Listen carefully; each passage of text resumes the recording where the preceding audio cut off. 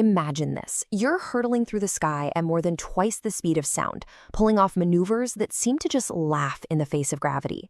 Well, today, we're going to pull back the curtain and look at the absolutely grueling, years-long journey it takes to go from being a regular civilian to an elite U.S. Air Force fighter pilot. It is a path forged in fire, and we're about to find out exactly what it takes. I mean, let's be real, we've all dreamt of flying, right? But for a very select few, that dream involves commanding the most advanced aerial weapon systems ever created.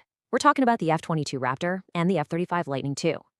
These things aren't just planes. They are technological marvels that are completely redefining what's possible up there. But, as you're about to see, the price of admission to this very exclusive club is incredibly high. So how in the world do they do it? We're going to break their whole journey down into 5 key stages. We'll kick things off with that initial spark, that dream of flying. Then we'll navigate the absolutely brutal training pipeline. We'll see how they learn to tame these modern-day dragons, survive the incredible physical toll, and finally, really understand what sets these pilots apart from pretty much everyone else. You know, every pilot story starts with that same dream, that call to the sky. But for this elite group, it's a call to fly the most powerful jets ever engineered. And as our sources make really clear, turning that dream into a reality is a grueling process, one that's paid for with years of pain, sweat, and tears. Long before a pilot even lays eyes on the cockpit, the mission is already well underway. These pre-flight briefings are just meticulous, covering everything from instrument settings to G-force maneuvers. But look a little closer. That detail on ejection protocols, knowing whether the seat is set for you alone or for both pilots, it highlights a critical point. Success in the air is built on life-or-death habits that are drilled to absolute perfection on the ground. So what does that road from the classroom to the cockpit actually look like? Well, it's a marathon, not a sprint, a multi-year gauntlet designed to weed out everyone except the most skilled and dedicated. Let's take a look at the timeline. This timeline really puts it all into perspective. It kicks off with 4 years at the academy. Then it's a full year of pilot training. Now, if a candidate is lucky enough to get selected for fighters, they then face a 2-month crash course in combat fundamentals before moving on to the B course. That's another 7 to 9 months dedicated to mastering one specific aircraft. All in, you're looking at nearly 7 years of constant evaluation before they're finally ready for their first operational squadron. Okay, so after all those years of training, it's finally time to tame the dragon. And these aren't just planes, they're technological beasts. To master them, pilots have to develop skills that allow them to push these machines and themselves to the very, very edge of what's physically possible.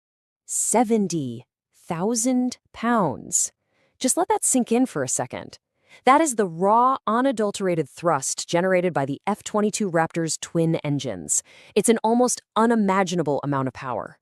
So, what does that incredible power actually translate to? A thrust-to-weight ratio of 1.21 to 1. That means the F-22 has more power pushing it up than its own weight is pulling it down. And the result? It's pure, unrestricted vertical performance. This thing can literally launch itself straight up, hitting 50,000 feet in less than 90 seconds. Just wow.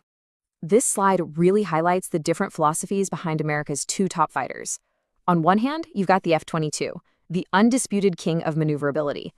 Thanks to its thrust-vectoring nozzles, which can direct engine exhaust independently, it can pull off physics-defining moves. On the other hand, the F-35 is all about information warfare.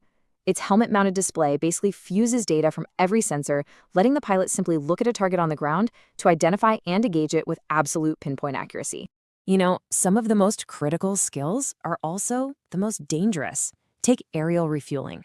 It's this high-stakes ballet where a pilot has to fly in perfect formation just feet from a massive tanker, connect with a refueling boom, and slurp up thousands of pounds of fuel, all while screaming along at over 300 knots. One wrong twitch can be catastrophic, but it's a vital skill for extending a mission's reach. Flying these jets isn't just a mental game. It is a brutal, physical ordeal. To survive the extreme forces at play, pilots go through intense physical conditioning to fight invisible enemies like G-lock and hypoxia, threats that can be just as deadly as any missile. It's one of the greatest dangers a fighter pilot faces. It's this invisible force that's born from the insane performance of their own aircraft. Have you heard of G-lock? So, G-lock stands for G-force-induced loss of consciousness. During a sustained 9G turn, the immense force can literally stop blood from reaching the brain, leading to a complete blackout.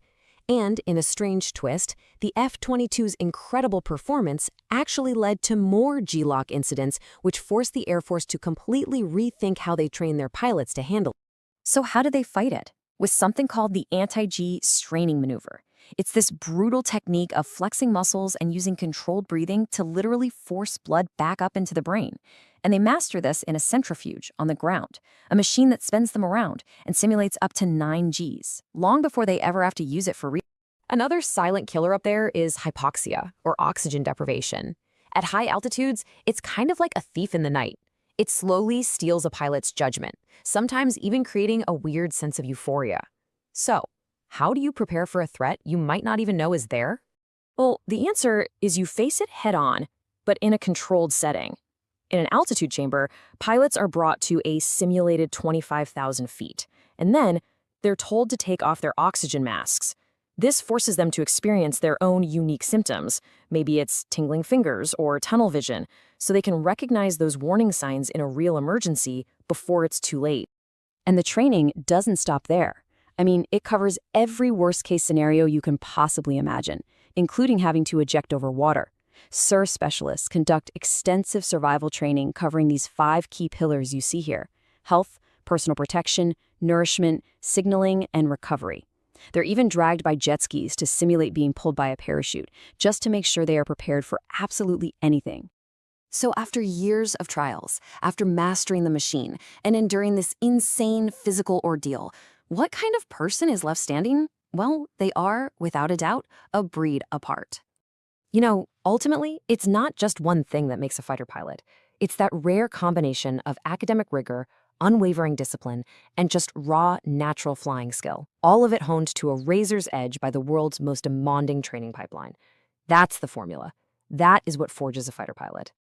And this quote from a new F-35 pilot, it just perfectly captures the true hallmark of the elites.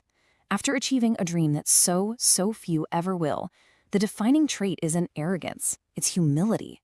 It's a relentless drive to keep learning, to keep working, and to live up to the immense responsibility they've earned. So, as we wrap up, I'll leave you with this to think about.